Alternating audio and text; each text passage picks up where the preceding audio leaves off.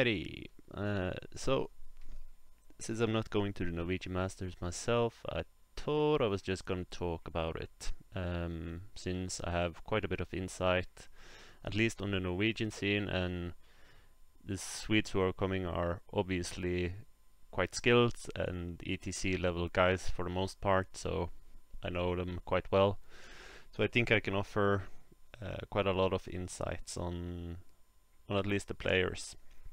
And hopefully also the list, even though I haven't played that much thus far in 2019. I have like, I don't know, maybe 6-7 games so far. Not that much really, but at least I'd had a few chances to play, mostly local games and a bit of UB, but hopefully I will manage to pick it up a bit, even though I'm not going to the Norwegian Masters.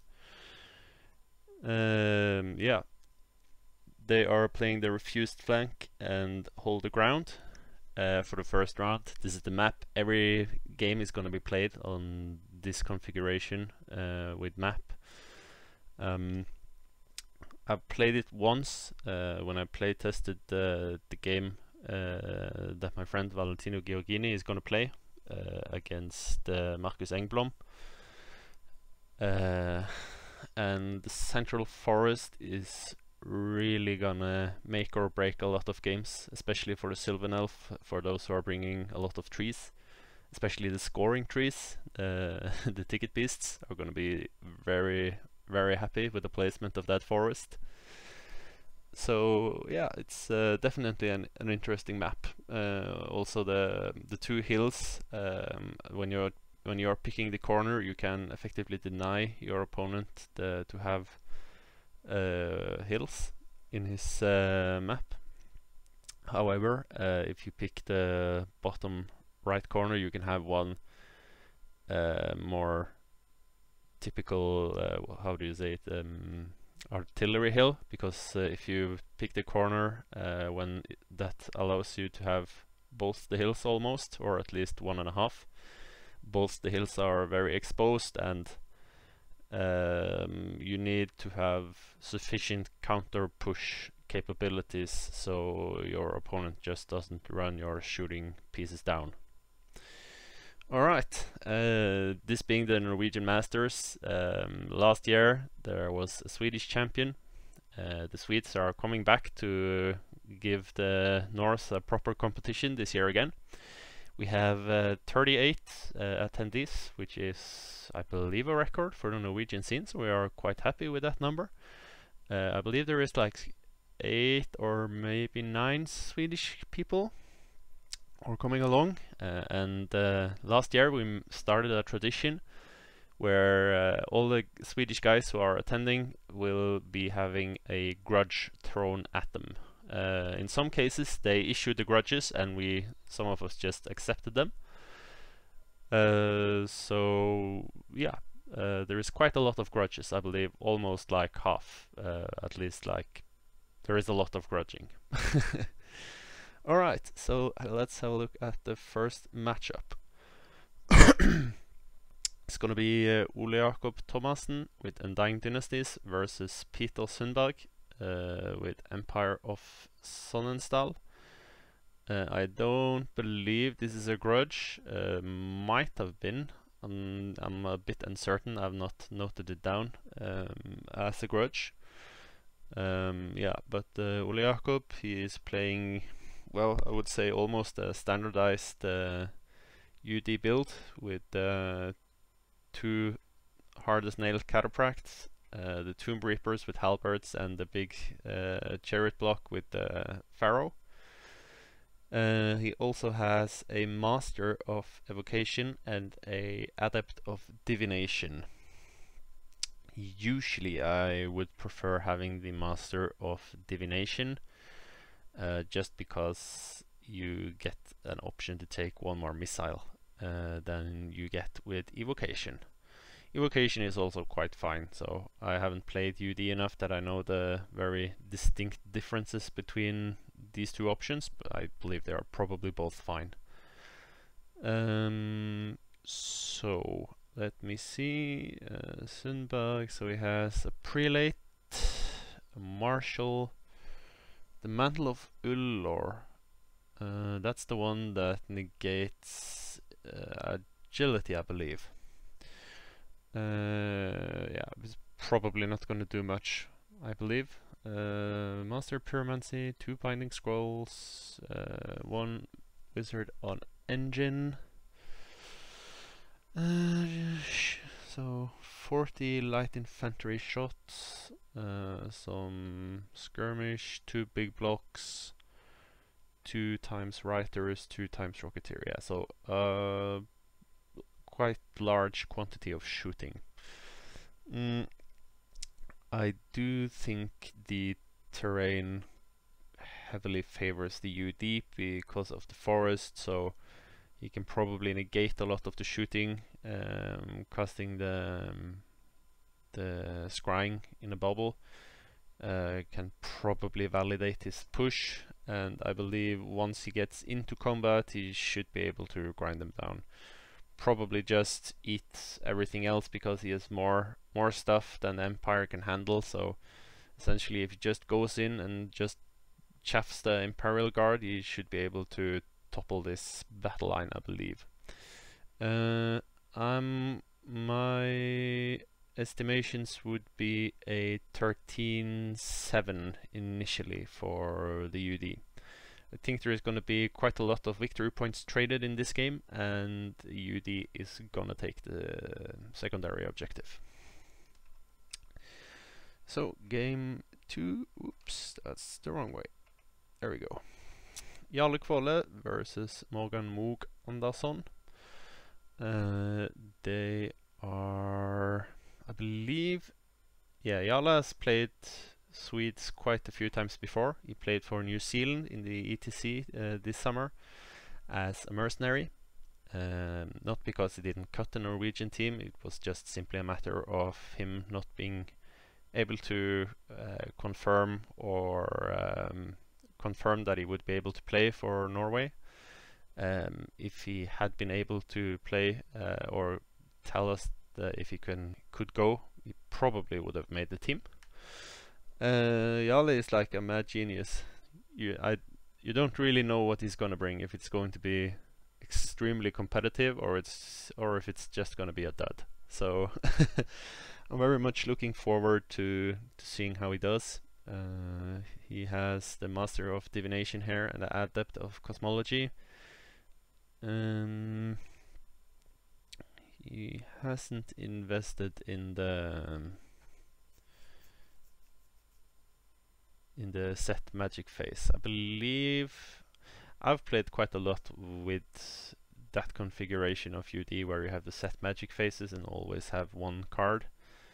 I think overall I just prefer the stability because usually I can have 3 dice more than my opponent at all times if I just invest in taking some channels.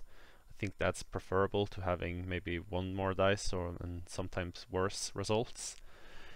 He has 2 small units of chariots, 2 big units of cataphracts, 2 times colossus and scorpions. Some interesting picks, but that's probably always going to be the case with Jarle. Moog, he has two of the spiders, big Gnasher herd, anti-magic thing on the Iron Orcs,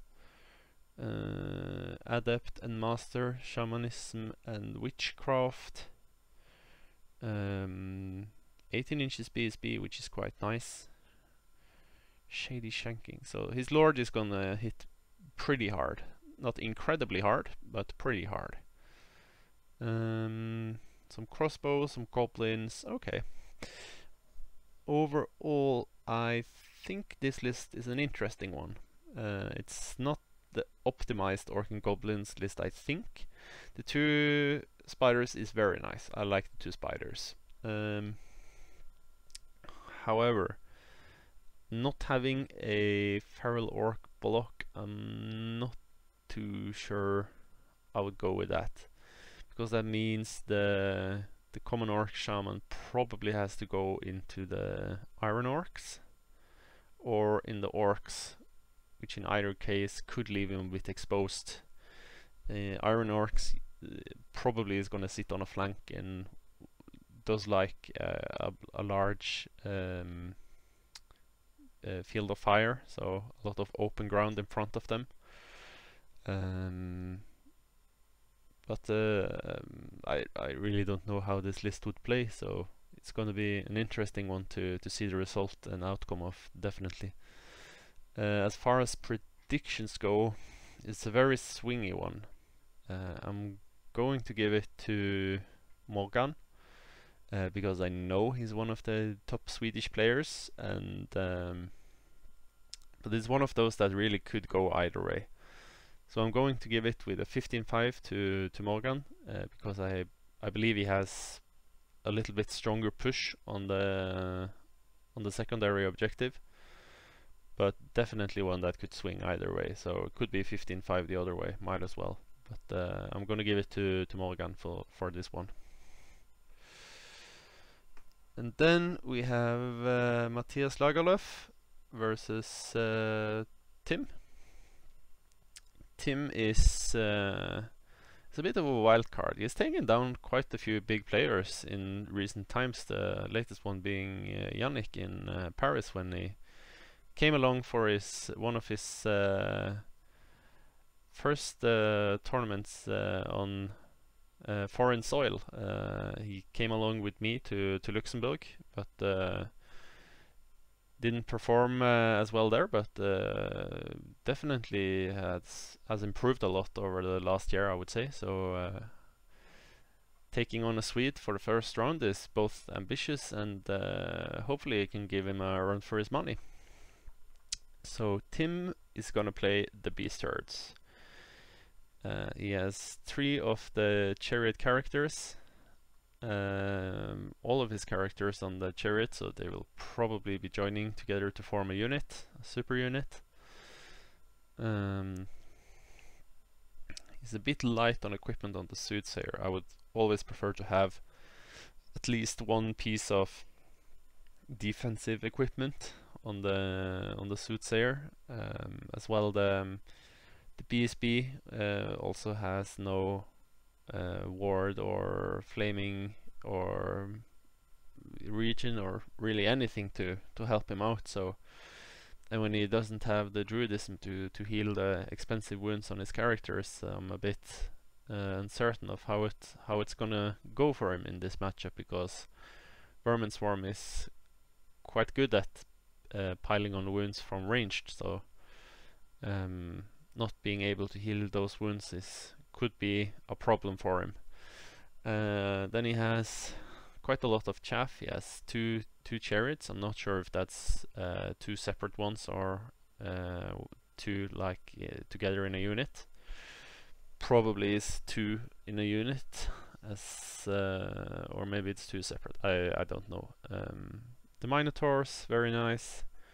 Great weapon, a bit unconventional, but in this list it kind of works because he doesn't really have any other big anti-armor units, because he plays the triple barrel giants and 2 big mongrels. So he has quite a lot of meat on the table. Matthias brings Vermin Swarm, MR3 on the BSB, which is gonna hide in behind, probably in the Pendulum unit. It could also be in the Rat at Arms unit for all I know, but doesn't really matter, I think. The Thunderhulk with Rotary Gun. Meat Grinder goes in the Rat at Arms for sure. Rotary Gun, very nice, so he has a lot of shooting to remove the chaff. 2 Dreadmill and 1 play Catapult. I think this is a favorable matchup for Vermin Swarm, to be quite frank. Just because Tim doesn't really have the regenerative capabilities that Druidism would bring him. And I don't, although I like Shamanism to have some of the options, I don't think it gives him enough in this particular matchup, because I believe that with the Doom Wheels and all the missiles from the Vermin Demon, he's going to suffer a lot of wounds walking across the table before he can start flinging rats left, right and center. As far as the Vermin Swarm list goes on an independent level and not just in this matchup, I think it's pseudo-optimal, I would say. I think the rotary guns is a bit. I like the rat at arms with the meat grinder because it gives him a secondary threat along with the Plague Brotherhood, which will contain the pendulum. I always find the tricky bit with the Vermin Swarm is that usually you only have the pendulum and only semi-threats like the Doom Wheels that usually only can perform good against certain types of enemies. However, when you have like the pendulum, it can grind down pretty much anything, short of like some super hard defensive characters. But if you invest that much in defensive stuff, you usually don't have the offensive grinding power to keep such a unit that has quite a lot of static as well. But yeah, it's definitely a cool pick.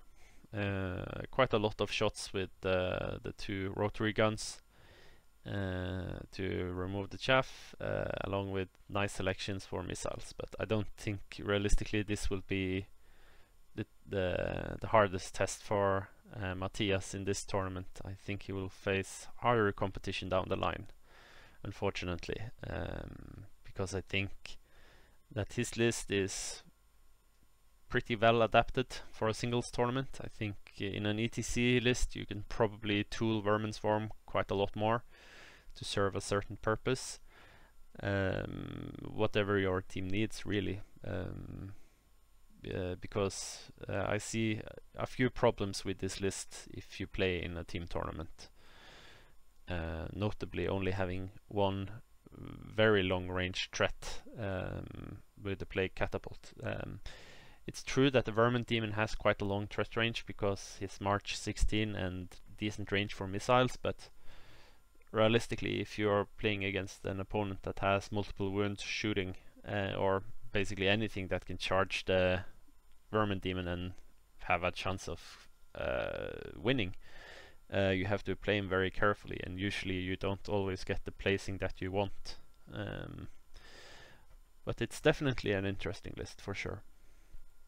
A lot more frontline than what you can usually see with the Vermin Swarm. Yeah, but as far as predictions go, I am going to give it to Lagerlöf, and I'm going to guess that he will win 18-2, because I believe Tim has no option but to push, and unfortunately for Tim, I think his push he will find it quite hard to push against this list. So yeah, I'm gonna give it to Matthias here. 18-2 is my prediction, but I would be very happy if Tim managed to win, and it wouldn't be the first time, and it probably won't be the last time Tim surprises me. So table 4 is Lars Morten 2 against Åge Henden. This is quite an interesting one. Realistically, it's just going to be a matter of who gets the charge, I believe. The sorcerer from Åge has evocation, so he has 2 spells and the rod, so he's a bit short on spells, but he gets quite a lot of monsters though, and actually a big block of halberds and 2 units of warrior knights, which lances and shields. The big one here is the Feldrak Ancestor, which is super cool. Not sure if it's any good, but I see quite a few people in the Norwegian scene has been talking about it, just because the sheer amount of attacks that you can get and paired weapons, and ignoring the parry with a monster is quite nice. Lars has brought his Kingdom of Ecotane back. He has a Wizard Master with Shamanism, one Duke on Warhorse with, I believe it's 1+ rerollable. Then he also has the super killy one with Divine Judgment and stuff. Fortress of Faith. It's I like this build. He kills monsters for a living, pretty much. He has 45 crossbow shots, which is interesting to say the least. A lot of chaff and a lot of small night darts.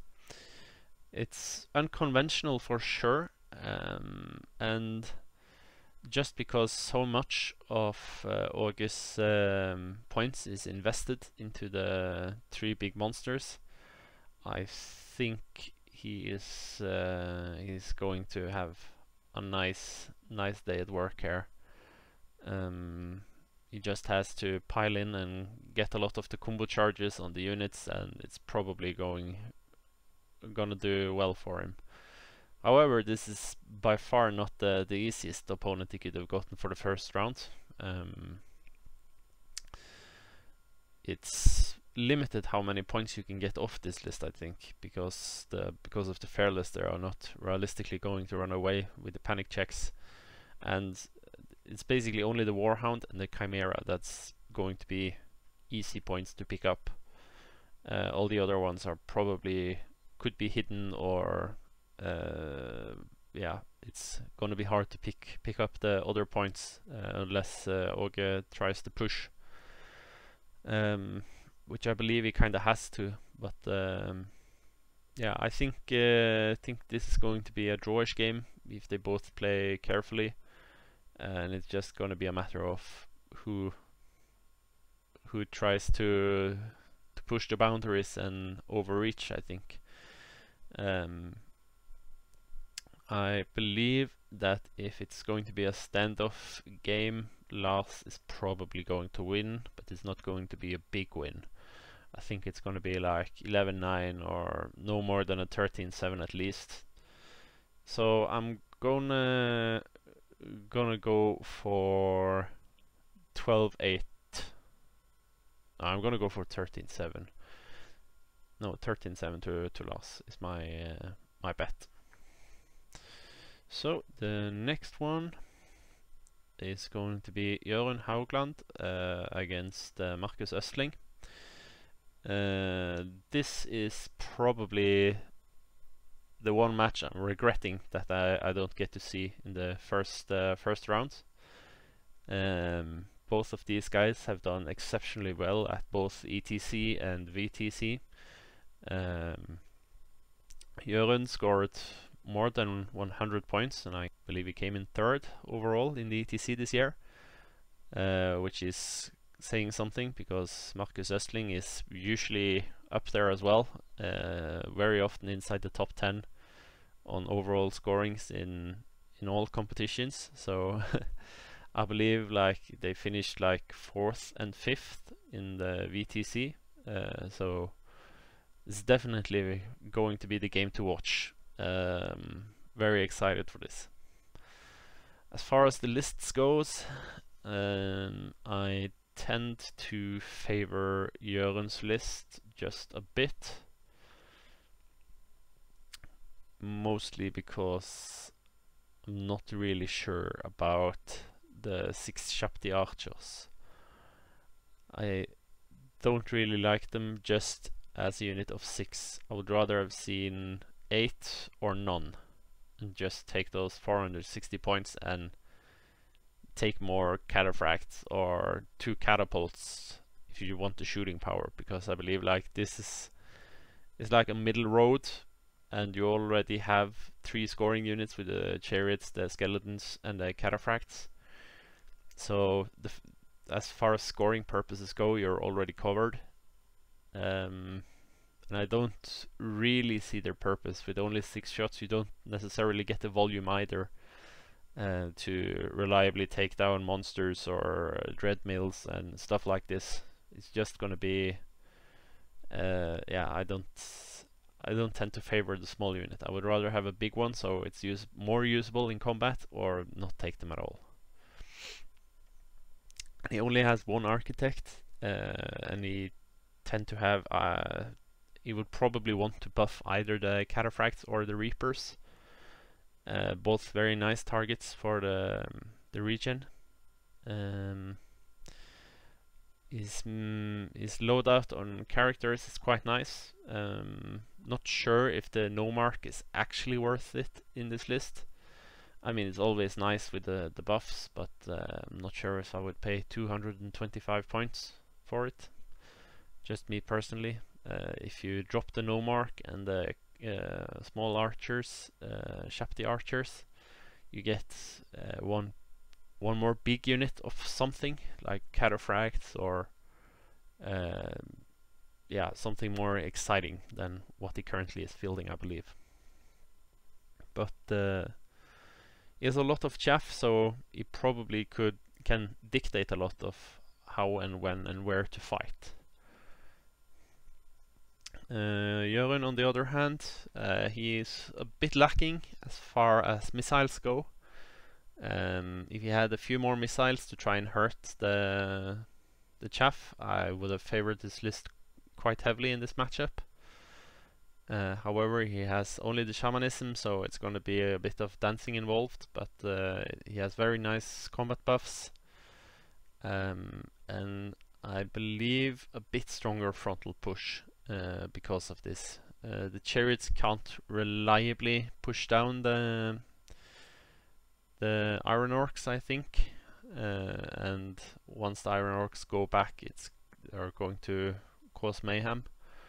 And of course, the big problem in this matchup for him is going to be the Iron Orc Warlord, because with the 1+ rerollable, he can pretty much charge and grind down any of his units, because he doesn't have a champion on the charioteers, and neither on the cataphract, so he can't just hold him there with the challenges and take the flank,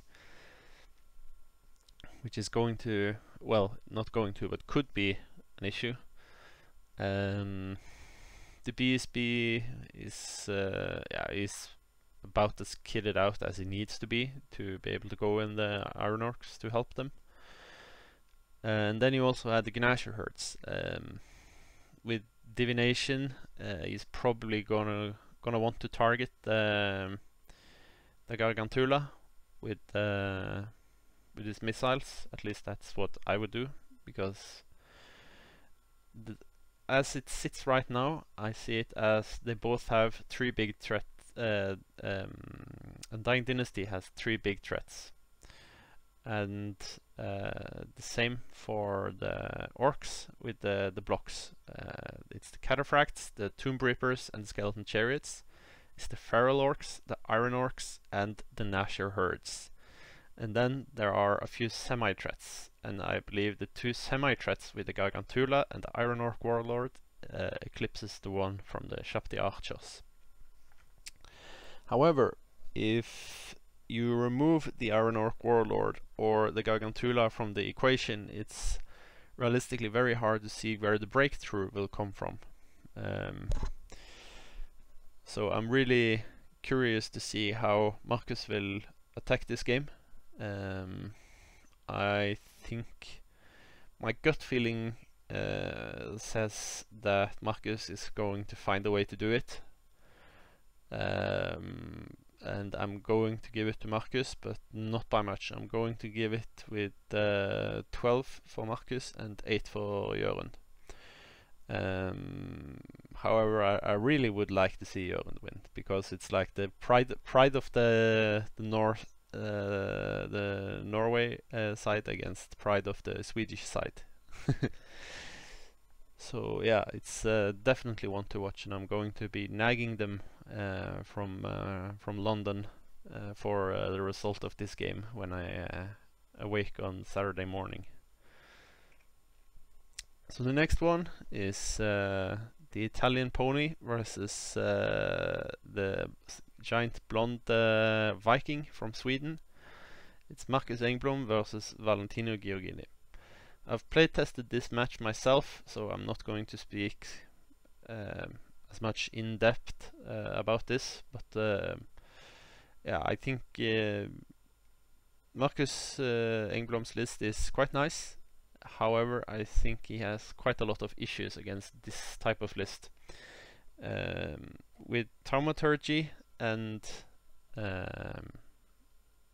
Shamanism, he doesn't really get a whole lot of missiles, and he is really screwed if Valentino gets the first turn, as I learned the painful way.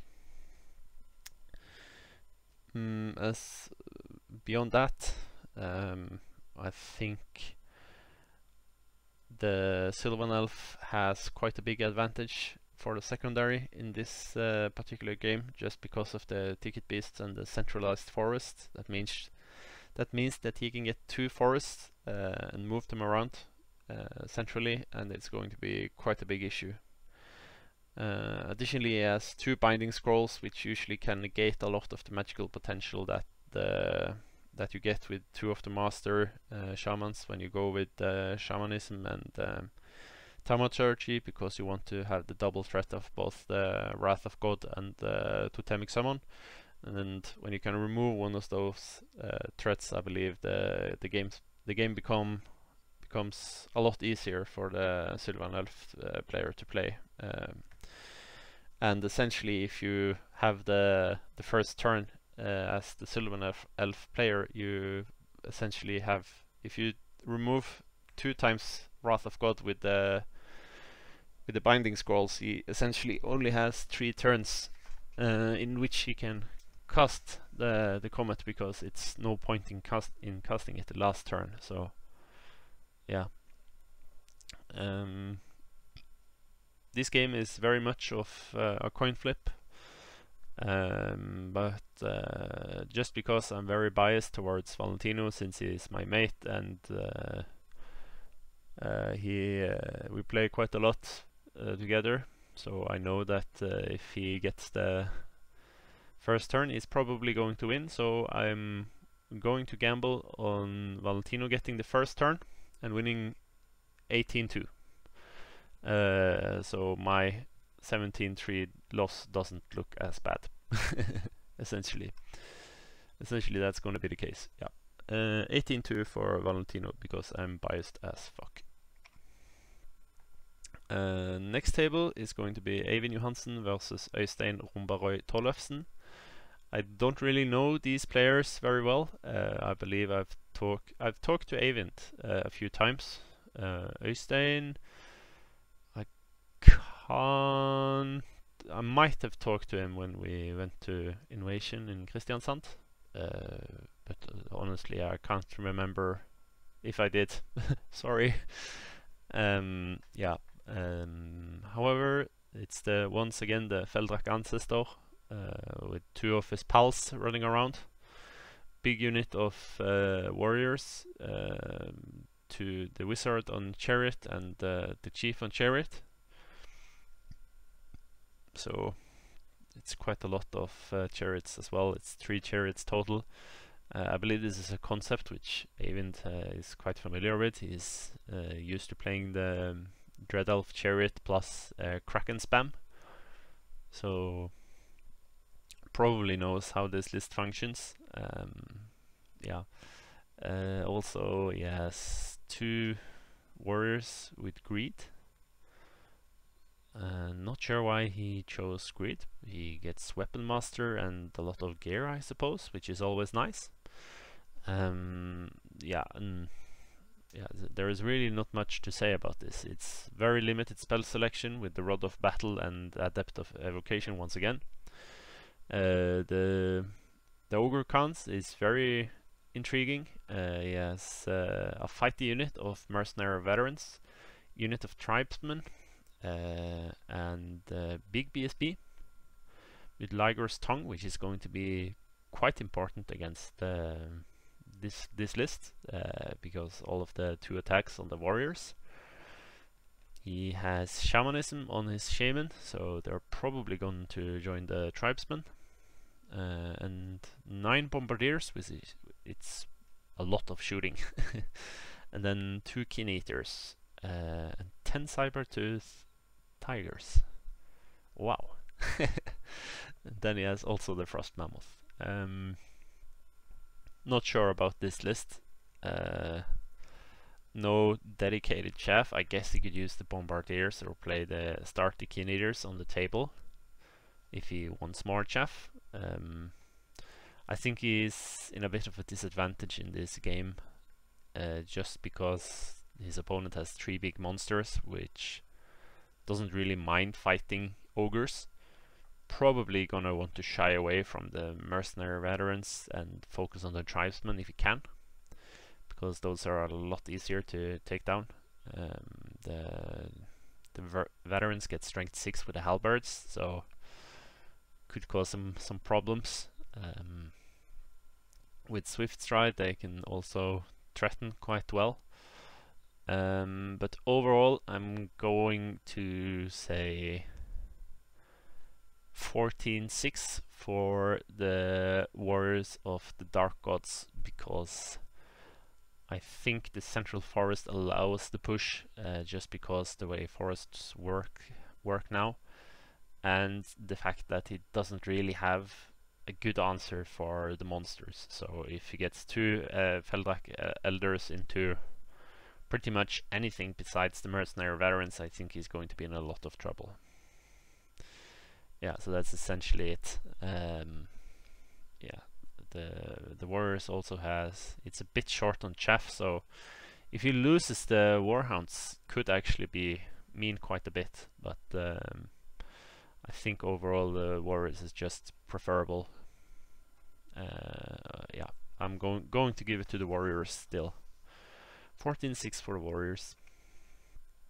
And then we have Ogre Khans again versus Beast Herd.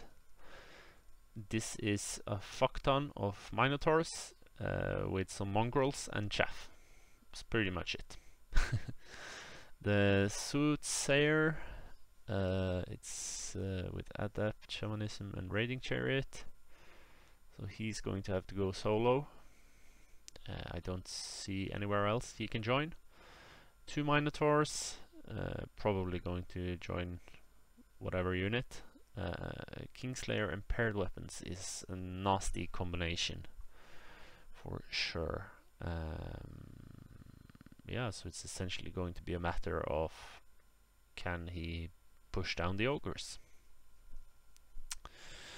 The Great Khan, crossbow, no D3 wound item, which is a bit worrying. If you're taking the Great Khan, I would do it simply for the D3 wound item.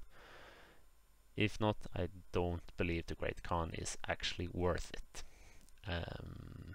Then I would rather just take either a Wild Heart Hunter for Leadership 9, if that's the case, and then also in the same time get my core allotment reduced, so I can spend more points on the cool stuff. Khan, BSB, Mammothide, Banner of Great Grass Sky, yeah, it's fine. Shaman, it's a very expensive Shaman with Wrestler's Belt and Ritual Bloodletter.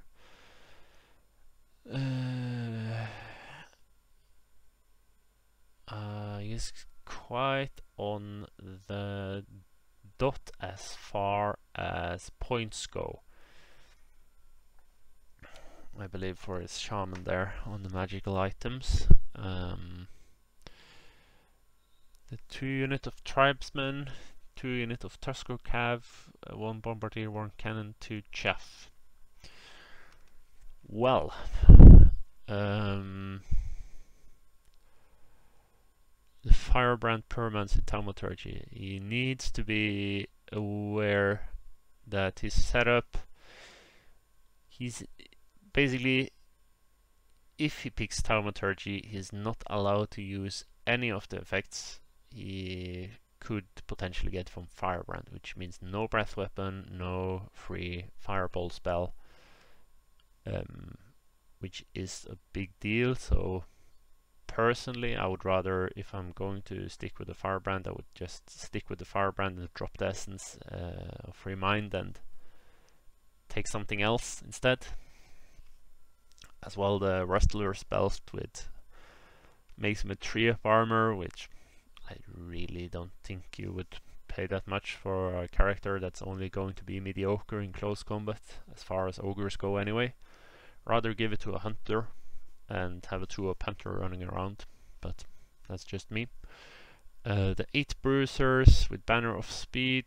Yeah, so he's movement 7 and swift stride probably. I believe the character is probably going to join there.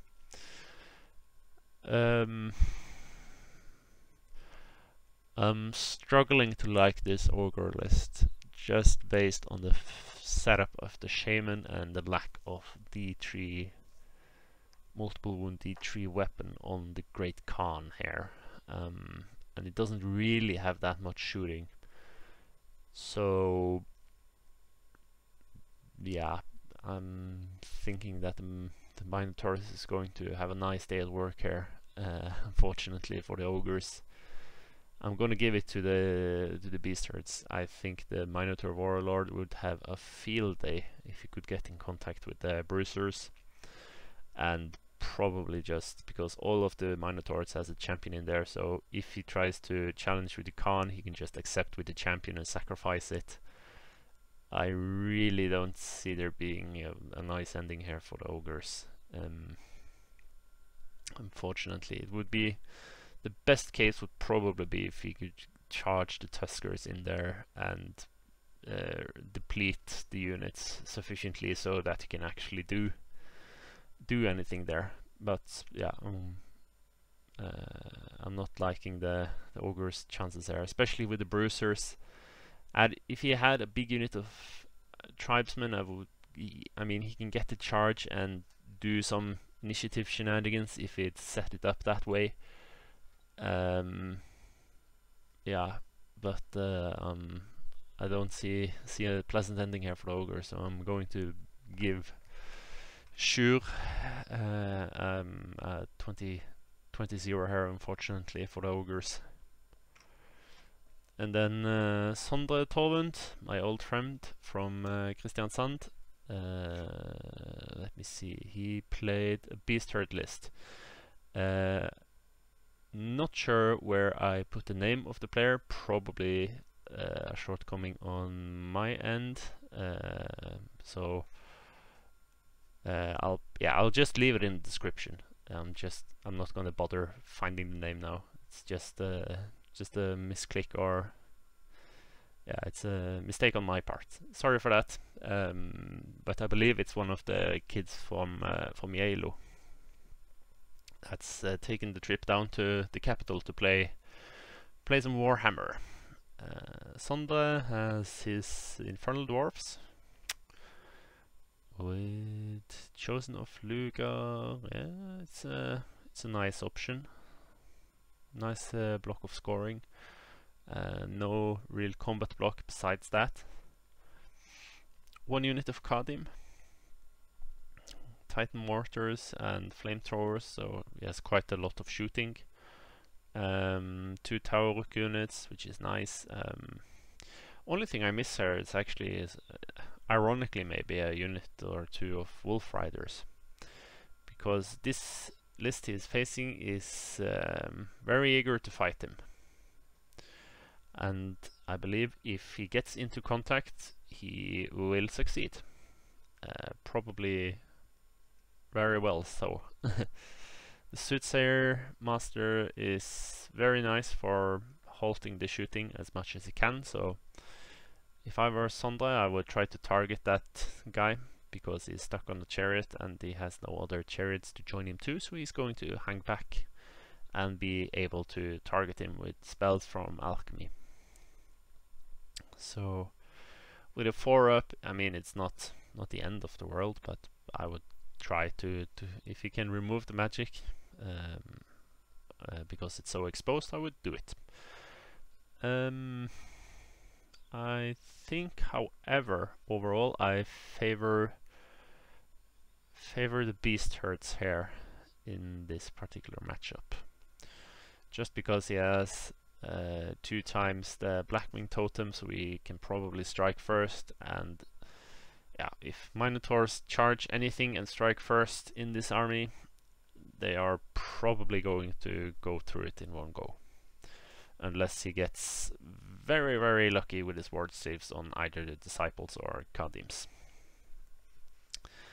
Yeah, so I'm going to give it to the Beast Herd once again. I'm going to say, let's say 13-7. I think there will be a lot of victory points exchanged, and overall the secondary will probably be taken by the Beast Herds. So I'm thinking Sondre will be up on points, and the Beast Herds will take the secondary and exchange some points. So I think, yeah, 13-7 for the Beast Herd is my prediction here. So, Battle of the Undead, Christian Wenberg versus Kyrre Øvrebø, both with a bit similar vampire count lists. Very interesting game in one way. Master of Witchcraft for Kyrre. Uncertain whether it is worth it here. So it's pretty much, the lists are not too different besides the character layout. Christian has 3 units of zombies. Kyrre has the same. One is a bit bigger. They has ghouls versus skeletons, and there is a bat swarm for Wenberg, and there is dire wolves for Wenberg. But essentially they're just chaff. So Kyrre has 3 units of great bats, so they're about the same, and then there is vampire spawns. So essentially the difference here is in the characters, and the fact that Kyrre has ghouls instead of skeletons.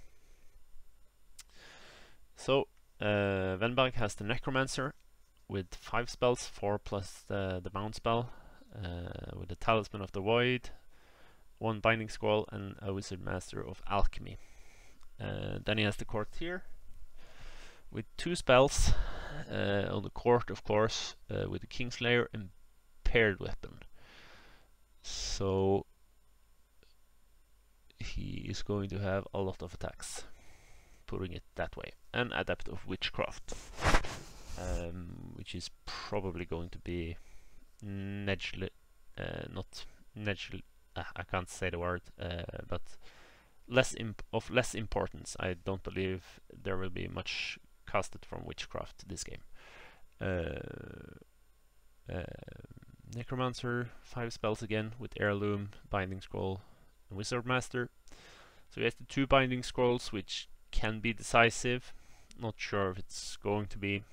In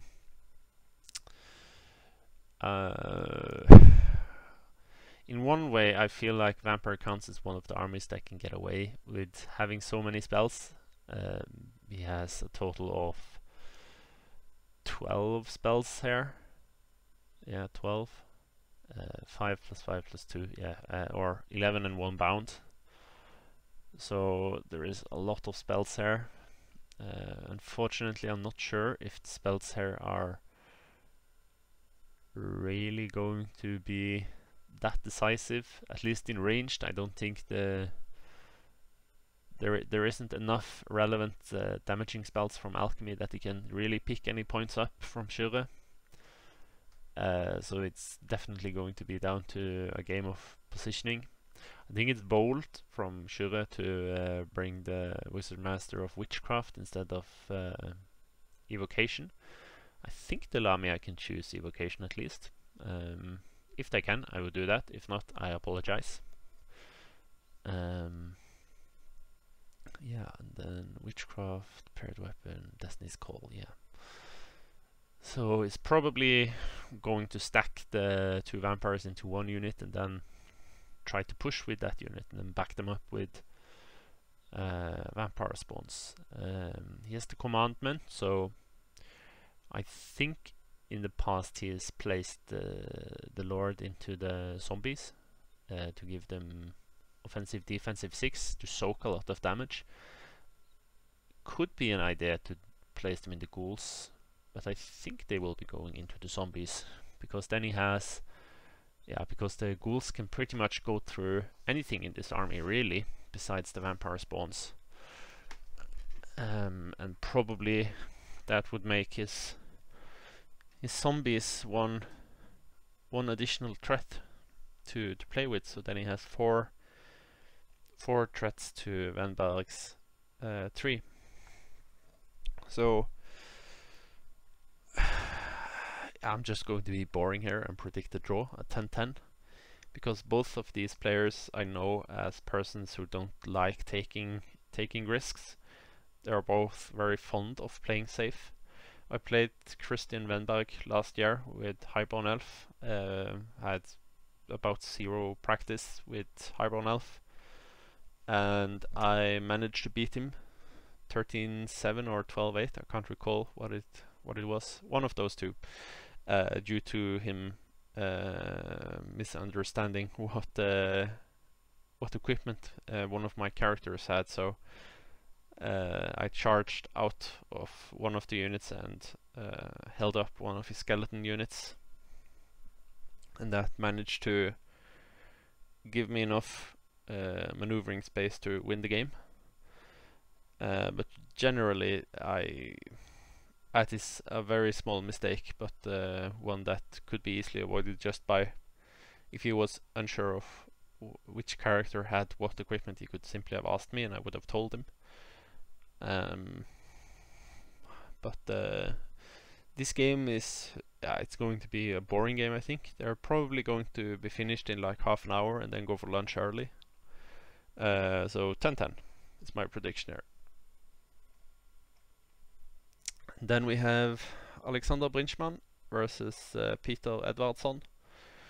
Haven't played Peter or Peter. Don't know how you pronounce your name, good sir. Had the opportunity to play him in Salamanca. However, instead we went for dinner. So sorry, no regrets. Probably would have lost. And then we have Alex, which is a long-time friend of mine. So I'm rooting for you, Alex. He's also coming on my team to Luxembourg alongside Jørund. So I really hope he does well. However, this is a mirror match against Vermin Swarm, and I think overall I prefer Peter's army in this particular game. Just because of the 2 big unit of giant rats, really, because they both have pendulums, which are about the same. I mean, Alex has spells on his, but realistically I don't think it will be a big difference here. They both have 2 dreadmills.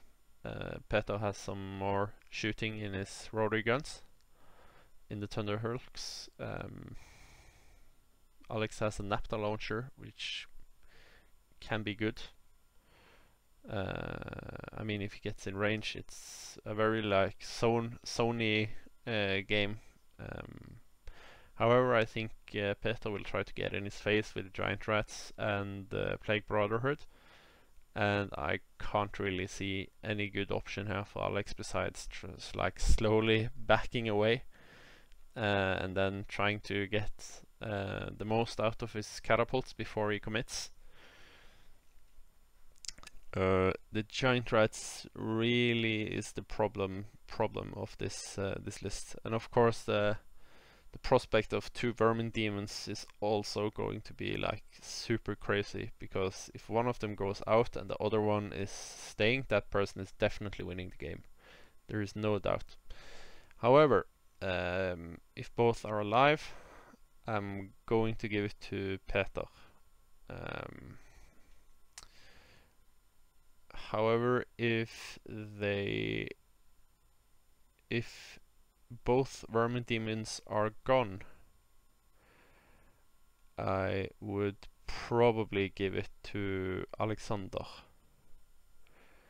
because his army copes pretty decent with don't having the leadership, and basically if one of the big giant rats unit flee for some reason, it's going to be hard to get them back. And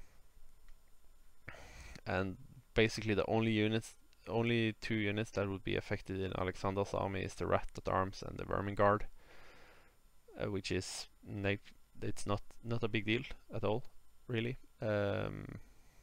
So yeah, but I think it's going to be, if both guys play the game correctly, I think it's going to be a small loss for Alexander. I think it will end 12-8 with a win for Peter. However, it's one of those games that I can't possibly hope to get right, because if one of the vermin demon dies, it's mayhem at once. So yeah, not gonna even remotely try to say that could be 20-0 either way as well, just because of the pure mayhem the death of one of the vermin swarm, the vermin demon, would cause on either side. So, but I'm going to give it to Peter, 12-8. Then we have Jørgen Tanke Vedal versus Alexander Elvemo. This was also a grudge. I believe this is two younger guys from Yalo, but I don't recognize the names. So I could very well be wrong. I don't know. Yeah, two prophets, two adepts. Icon of Inferno, yeah, that's good. Flamethrower. No real chaff piece on the side of ID, whilst the Empire guys have Martial, Prelate, yes, Master Divination, 3 units of heavy infantry, 2 units of light infantry, so he has quite a lot of shooting actually. 2 units of Imperial Guard, 2 units of 1 unit of Rangers, 1 of Reiters, 1 Rocketeer, 1 Cannon, 1 Steam Tank. I quite like this list actually. I mean, there is a few smaller changes I probably would make, like taking the household standard on the big unit of Imperial Guard, because you would want your guys in there anyways. And by the looks of it, he's going to play the small Imperial Guard unit as a bunker. I would use this unit as a counter punch unit instead. Like he's probably going to play the heavy infantry the same way. I would have 1 more unit like this with the Imperial Guard. But I mean, overall the list looks quite good. I think with the Master of Divination and 2 cannons, the Kadim Titan and Infernal Engine is going to have a very hard time. There is no good targets for the shrapnel gun realistically besides the Steam Tank, and the Steam Tank has a lot better range, and yeah, the Imperial Rocketeer as well could potentially do quite a lot of damage to both the Kadim Titan and the Steam Tank, the Infernal Engine. Yeah, so I'm going to give it to the Empire of Sonnenstahl. And I think, but it's structurally these lists are a lot alike really, but just because of the sheer amount of units the Empire has, I think if he plays the game correctly, he should probably win. So I'm going to give it 16-4 to Empire. And then we have Eirik Tollefsen versus Bjørn Erik Blodøks Henden. And it's a matter of who is the coolest, Zombie Dragon or Vanadra's Scourge. I don't really know how this demon army functions. As far as I can see, there is quite a lot of fighting in here. And I prefer to have more shooting. The Clawed Fiends is very nice. I like them. The Brazen Beasts is so dependent on getting the charge. The Succubi are probably going to do work just because it's this particular army. Looking at the lists, I go like, oh, the Succubi will probably destroy everything in this army besides the zombie dragon. But I don't really know how the Scourge plays. I know that Eirik is quite a competent player. Bjørn Erik I've played once before, I think, in a team tournament. And I beat him like 19-1 or 20-0. But this was when he played Orcs and Goblins and I played my hyper aggressive Beast Herd list.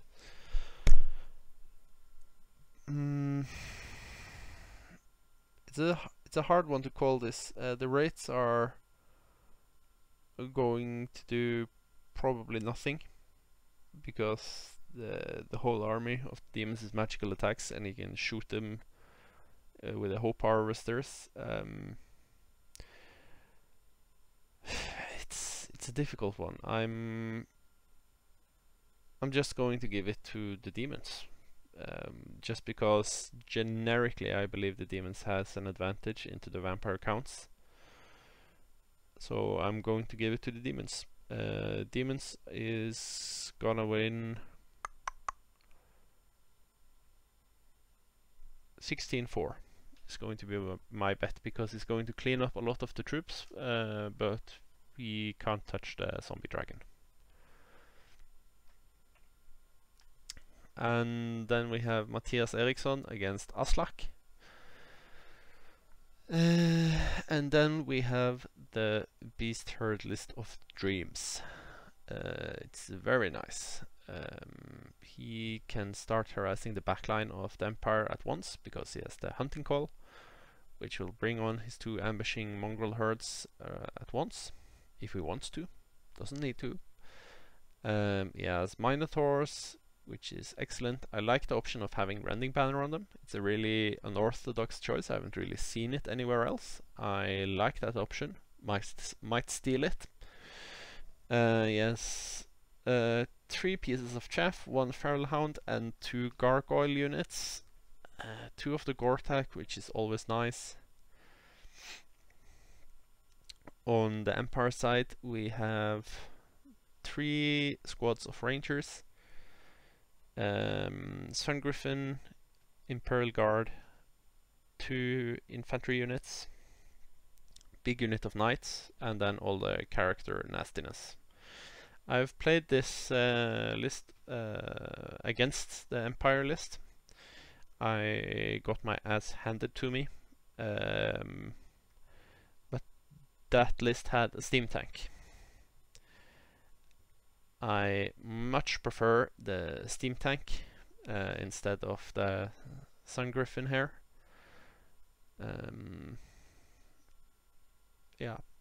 I think the when I look at this list right now, I'm thinking that the Sun Griffin is probably going to be the target of the Beast Herd army. He's gonna want to target them with the Gore-Tax just to get some use out of the potential lethal strike multiple wound D3. The wizard with divination is going to have to perform very well to take down the Gore-Tax. If he can take down the Gore-Tax, he should probably have this game under control. But with the steam tank, he would be able to try and shoot the Beast Lord on the Razor Tusk Chariot, which is a single Beast Lord behind there, so he could have gotten access to him with the steam tank or with some cannons perhaps, but I'm a bit intrigued in seeing how and where the ambushing mongrel herds will arrive, because I'm do... Well, it's a matter of if the Gore-Tex make it into his lines, I think the Beast Herd will probably have a nice day at work. Because he heals with Druidism, and Seed of the Dark Forest means that he can have +2 to cast, which is really nice. But this is one of those games because both of the armies really wants to fight. None of these armies are going to back down from it. This is a tricky one to call, but I'm going to say Beast Herds. On pure gut feeling. I have no other reasoning behind it than that. It's a coin toss, this one. Could be 20 for Empire, might as well. But I'm going to say that the Beast Herd takes it. Not going to even try to say the score here. It's just that it's going to be mayhem. Would love to watch this game though. Would hate to play it just because of the sheer craziness of it. It's going to be a crazy one. Otherwise, I think the Minotaurs is also going to be very dangerous. Because he kind of has to focus down the Gore-Tex, and yeah. But if the Minotaurs gets charged by the Knights, I think the Minotaurs could potentially be in a lot of trouble there. Just because of the prayers, he can give fire attacks and hatred and auto wounds with Light of Sonnenstahl. The Knight Commander could potentially tear through the Minotaur Chieftain. But he can also give like the reroll to hit spell from Divination as well, and then charge if he gets in fight with the Razor Tusk Lord. It's probably going to end the same way, but yeah. I really like that the Beast Herd managed to fit in 2 Binding Scrolls though, because that can limit the potential of the Divination. Because then he, realistically, if he takes both the missiles, he has only 1 to dispel, and with a range of 18, I don't like that. Well, he has 21 though if he's inside range of the Crown of the Wizard King, but still 21. At least he can be outside the maximum charge range, which is something. But with 2 Binding Scrolls, yeah, gut feeling still with the Beast Herd. Yeah, Beast Herd. Then we have Håkon Robak against Christian Lerberg. Krakens, Dancers, and some Corsairs. No Corsairs, just the Fleet Commander. Oh, my bad. Yema General, yes. Don't know why I've taken the Potion of Strength. Don't think it really gives anything to the Dread Prince there. Oracle Master. Destiny's Call, Magical Heirloom, yeah, that's a nice setup, I like that. A lot of shooting, pretty nice. The Captain with the Crown, he's quite tanky. Not sure why he has bothered to give him so much defensive stuff. He probably wants to stay out of combat as much as possible, by the looks of it. Probably going to sit and give BSB in the backlines to the Ripper auxiliaries, I guess, but and then we have basically Ticket Beasts, Huntsmen, Sentinels. Yeah. I'm going to give it to the Sylvan Elves here, just because of the centralized forest. I think they will be quite sound on the objective. And I think they have enough shots to potentially deal with the Krakens. Especially when he has Cosmology as well.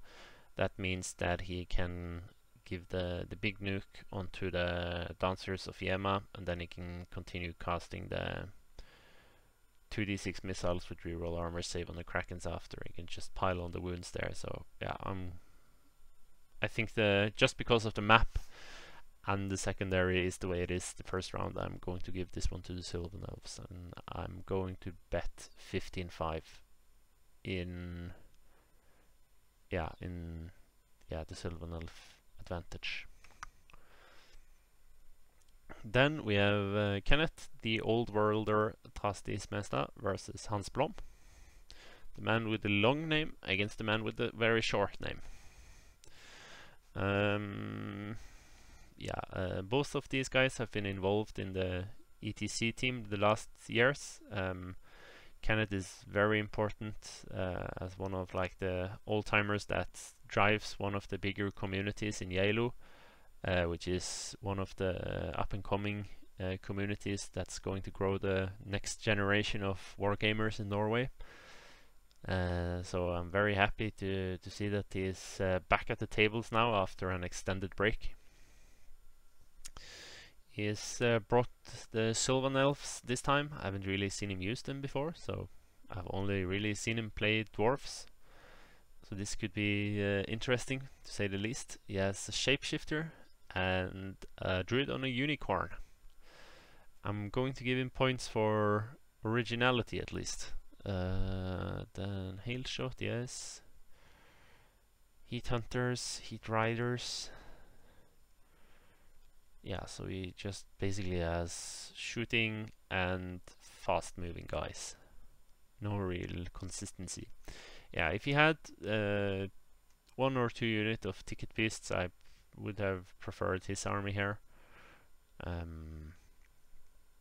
But I think since he has limited amounts of magical attacks and limited amount of missiles, I'm going to prefer Hans's army here, just because of the secondary, and as well as he has 2 units of swarms with the barrow upgrade, which makes them stupid tanky and ethereal, and he has a very big unit of skeleton warriors with a pharaoh inside.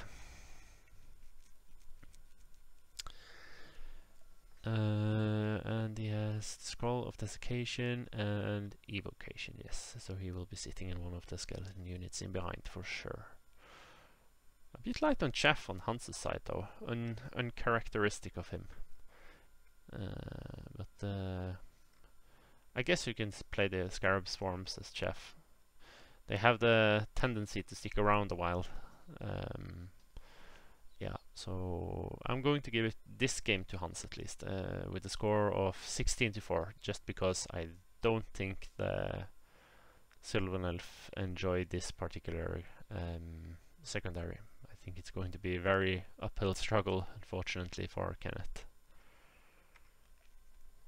And then we have Espen Lund against Rikard Johansen. I believe this is a grudge as well. I'm not entirely sure, but I think so. So this is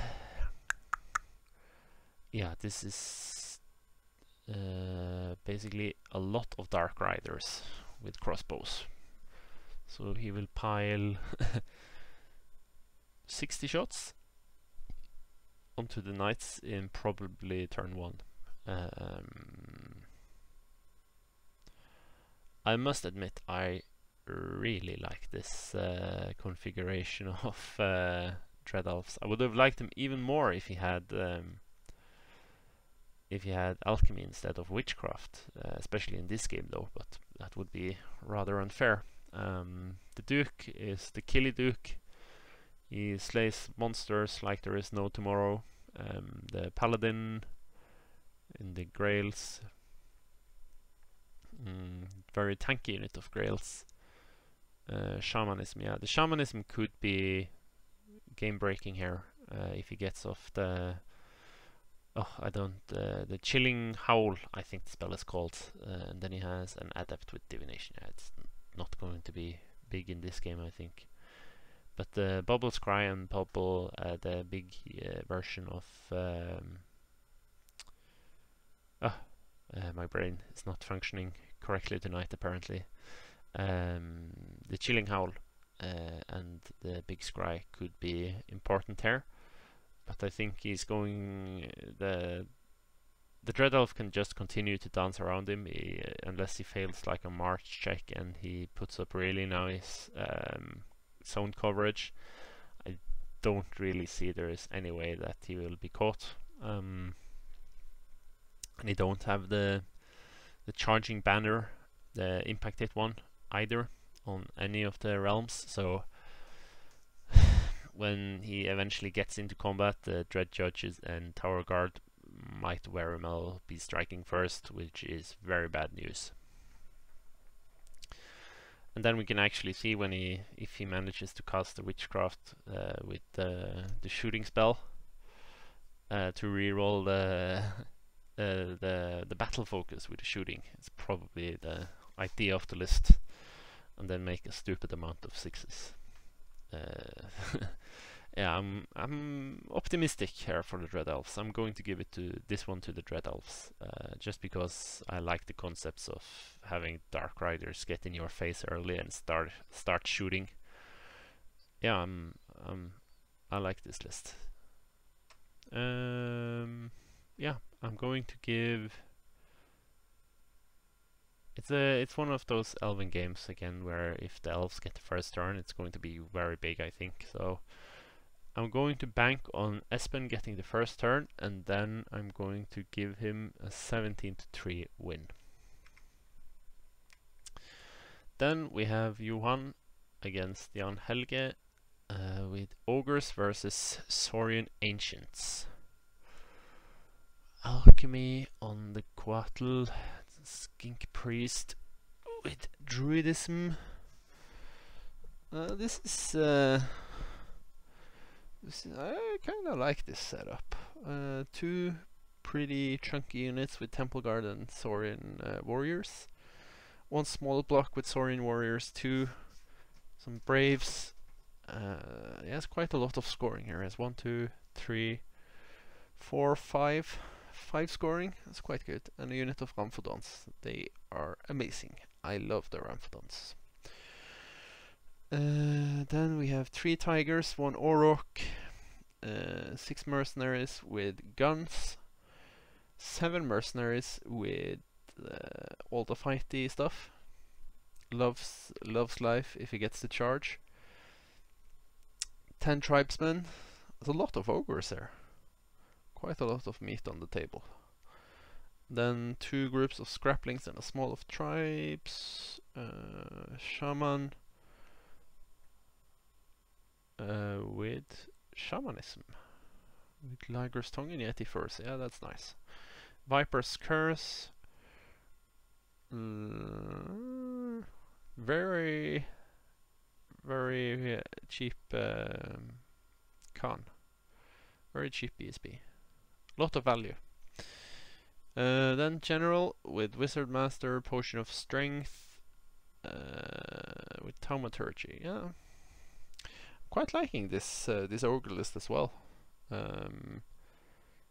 It's a very different approach to the ogre kingdoms than what I'm used to seeing, so definitely a cool one. As far as the matchup goes, this is a difficult one to call. I'm going to give it to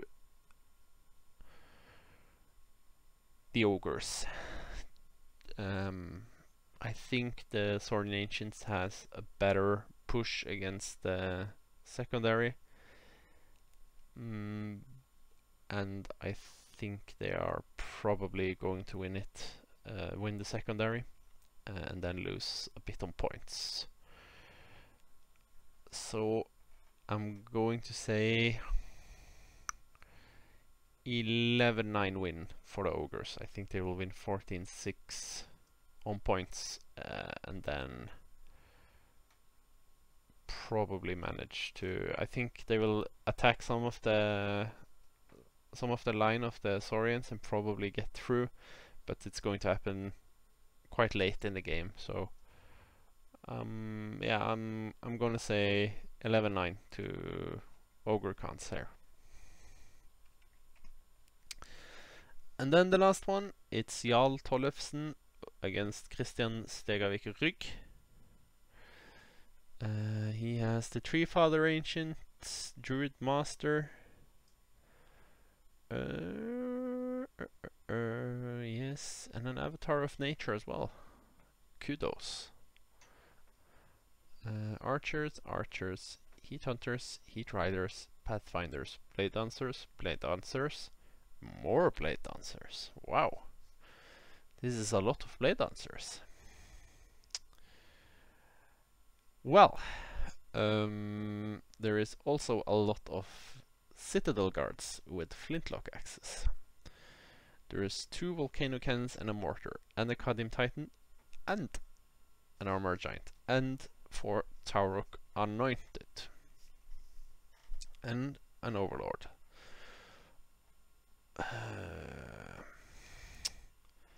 Well, I'm going to say Sylvan Elf is going to win this.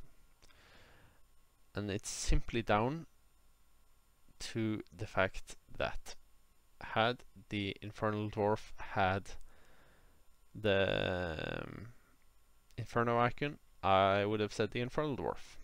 But they don't, so the magic is not gonna really do much. I mean, I probably could target the Avatar of Nature. Yeah, that's the thing. I didn't really think about that in the first place. Yeah, you could target the Avatar of Nature and Tree Father. Yeah, and you know what? I'm just going to say it's gonna be a draw, but I think if the Blade Dancers get into contact with the Citadel Guards, or maybe also the Taurok Anointed, it's going to get really messy really fast. But yeah, it doesn't have any of the shooting with poison, so the Kadim Titan could potentially be a problem. Would love to see the Kadim Titan clash with the Avatar of Nature just because of the scenic value of that clash. It would be like Fire Demon versus Ent. Yes, please. Alright, but I believe that's the last one for the night. So I'm just going to say this one is going to be a draw. It's my prediction here. Yeah, that's the last one for the night. So thank you for listening to me rambling for God knows how long now. I would say I would see you at the event, but sadly I won't. So if you are going to the event and decide to listen to this video, either just as a podcast style thing or actually sitting down having a look at the lists, you are welcome, I guess. And if you're going to Luxembourg, see you in Luxembourg. If not, catch you in ETC, or if you're Norwegian, see you at the next Norwegian tournament, I guess, which actually is organized by me. The next one is in Stavanger. I hope to see some new faces there. We already have 10 to 12 people signed up, but we are hoping to, if we can get like 20 people to come, it would be very nice. It's a singles tournament, so the Norwegian scene has been a bit like dragged into the team tournament scene by Herminard, which is not a bad thing. I really enjoy team tournaments. I decided to host the singles this time, so I think that might hurt the attendance somewhat, because people is kind of getting used to playing in teams format. So going back to singles well, especially when you have like a big tournament like the Norwegian Masters just in front of it, it's a bit meh. But yeah, we are going to have fun. There is a lot of people that's not going to the Norwegian Masters who are attending from Stavanger. So yeah, definitely if you're not signed up yet and are considering coming, you're more than welcome to join us. That's going to be it for tonight. So thank you for having a look at the video, and see you on the flip side.